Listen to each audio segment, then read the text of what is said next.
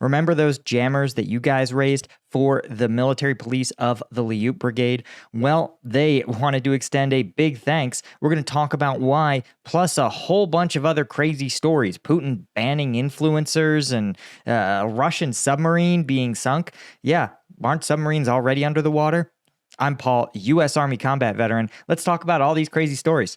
Okay, first off, FYI, Ukraine aid ops, letting you guys know, your donations saved the lives of some of the guys from the Lyut Brigade. The jammer that we bought and delivered as part of the fundraiser took down not one, but 3 FPVs that were chasing down a Lyut Brigade vehicle. This is literally a screenshot of the text from them. Hey, your guys are working, jamming the video feed from 3 FPVs that showed up near a car, right? And of course, their driver is pretty shaken up, as you can imagine. One would be if 3 Russian FPVs started chasing you down, and then you manage to see one by one they get bricked by the jammers that you guys bought. So again, if you're like, oh man, is what we're doing making a difference to those guys and to their families?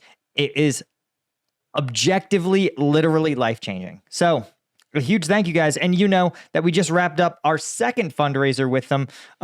We helping the 130th Territorial Defense Brigade hold Toretsk, which they have done quite successfully. So, we doubled actually our fundraising goal for that. And so we're going to have another one teed up here coming up. So again, just wanted to pass along the gratitude from the folks at Ukraine Aid Ops and the Lyut Brigade. But that's not the only story for this video. Of course not, right? We've got a whole grab bag of nonsense coming out of the Russians. First off, Russian Federation Council rolled through a series of bills, right? And remember, these are all sort of Putin proxies, which of course are helping lock down the Kremlin's control of the Russian information space. In fact, they're now censoring influencers, literally creating a bill requiring the owners of social media channels with over 10,000 subs, like and subscribe, to provide personally identifying information to the Russian Federal Censorship Organization, Roskomnadzor.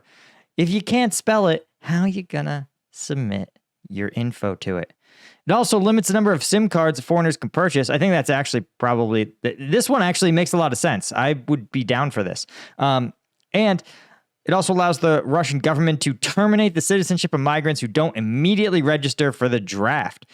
Right? Because as you guys know, Putin is out here trying to make sure that migrants, they're just the ideal cannon fodder, right? Because they don't have family in Russia. There's no one inside of Putin's Russia who's going to be that mad when they're KIA.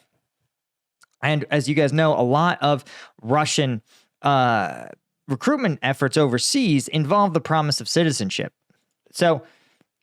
But the real takeaway that I thought was most interesting, again, is simply them saying, listen, we want to just control every single influencer, or at least build a giant influencer database so that we don't have to worry when we see one of those accounts saying things like, damn, a lot of Russians seem to be getting killed out here, and maybe we don't need to fight the Ukrainians all the time for no reason, right?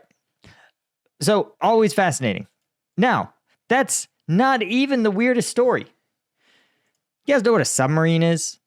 Submarines, they live under the water, mostly.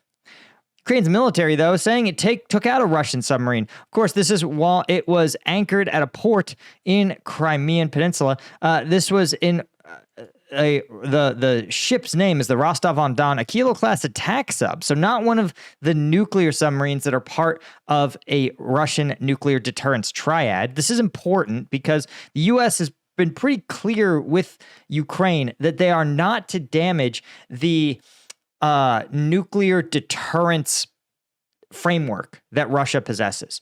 Again, this is something where when people talk about like dangerous escalations, the U.S. has been explicit with Ukraine. Do not take out nuclear early warning radars. Do not take out nuclear bunkers. Do not take out missile silos. Do not take out even a lot of the bombers that launch nuclear missiles, all of them are largely off the table. Some bombers that are conducting combat operations in Ukraine do appear to be targeted.